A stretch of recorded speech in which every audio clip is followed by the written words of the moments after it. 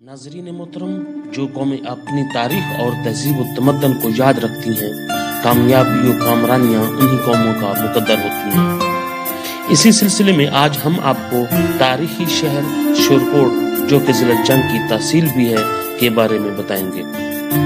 लेकिन वीडियो की जाने बढ़ने से पहले ये बताना निहायत ज़रूरी है कि मैं हूँ आप। अस्सलाम वालेकुम friend, welcome to my channel Hamza tech. मैं हूं आपका दोस्त हमज़ा। वीडियो को देख के इसके बारे में कमेंट, लाइक और शेयर ज़रूर कीजिएगा और बताइएगा कि आपको ये वीडियो कैसी लगी। चलते हैं वीडियो की तरफ। शहर की तारीख आबादी से बहर वाक़या टिब्बों में छुपी हुई है। जंग शहर से 58 किलोमीटर जनूब में वाक़या शोरकोट एक कदीम और तारीखी शहर है। हज़रत सुल्तान बाहू के वालिद हज़रत अबू ज़ायद मोहम्मद और वालदा हज़रत बीबी रास्ती साहिबा के मज़ारात इसी शहर में होने की बिना पर इसे माई बाप का शहर भी कहा जाता है। तारीख खंगाल कर देखें तो शोरकोट जंग से भी पुरानी तारीख रखता है।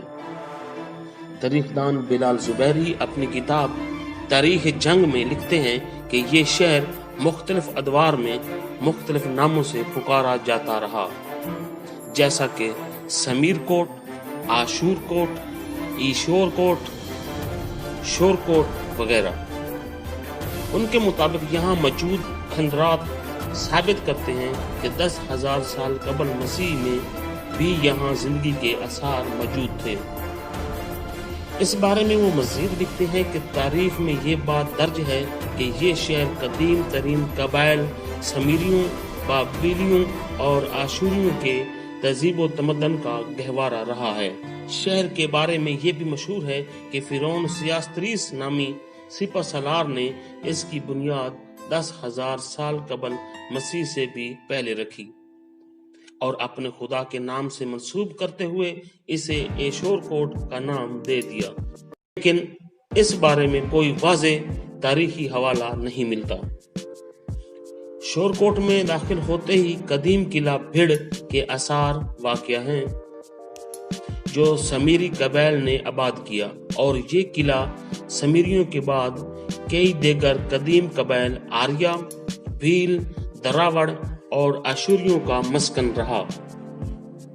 325 कबल मसीह में सिकंदर आजम जब हिंदुस्तान पर हमला आवर हुआ तो वो कई इलाकों से होता हुआ शोरकोट पहुंचा। इस वक्त यहाँ खटीट और मिल कबाइल आबाद थे। मुअर्रिखीन लिखते हैं कि सिकंदर आजम 2 माह तक इस किले का मुआसरा करने के बावजूद इसे फतह न कर सका, तो गुस्से से सीख पा होकर इसे भारी मंजनीकों की मदद से तबाह कर दिया। सिकंदर आजम के गैज़ और गज़ब से बच जाने वालों ने किले के शुमाल में मुख्तलिफ जगहों पर अपनी अलग से बस्तियां आबाद कर ली। तारीखदान याकूबी के मुताबिक मोहम्मद बिन कासिम ने जब 712 में सिंध को फतह किया तो इसने सिंध से चिन्योट तक के मुख्तलिफ रियासतों को 5 सूबों से तकसीम कर दिया। मोहम्मद बिन कासिम के दौर में पहली बार शोरकोट को सूबे का दर्जा दे दिया गया और इसका पहला मुसलमान गवर्नर जलालुद्दीन महमूद गाजी को मुकर्रर किया गया। यहाँ से शोरकोट में मुसलमानों के दौर का आगाज हुआ। मोहम्मद बिन कासिम के अलावा ये इलाका अब्बासी और फातिमी खिलाफतों का हिस्सा भी रहा। बिलाल ज़ुबैरी लिखते हैं कि मुगल बादशाह शाहजहां के अहद में शोरकोट, जंग और कोट करोड़ को सूबा मुल्तान में शामिल कर दिया गया। शाहजहां ने ही हज़रत सुल्तान बाहू के वालिद को इनकी तबलीगी खिदमात की सिला में किला कहरगान के करीब दरियाए चनाब के किनारे जागीर अता की, जिसमें शोरकोट का भी हिस्सा शामिल है।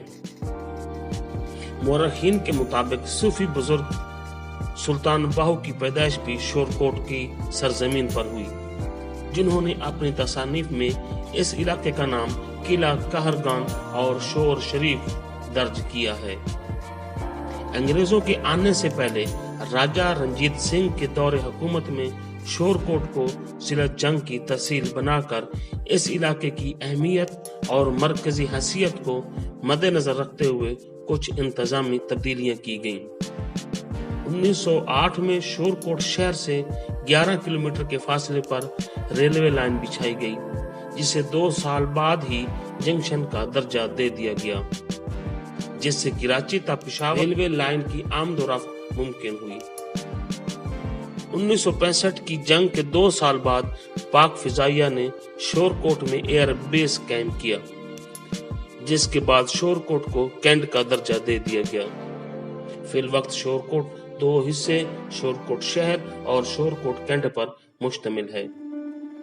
शोरकोट अपनी तारीखी अहमियत रखने के बावजूद आज भी पसमानदा और गरीब इलाकों में शुमार होता है।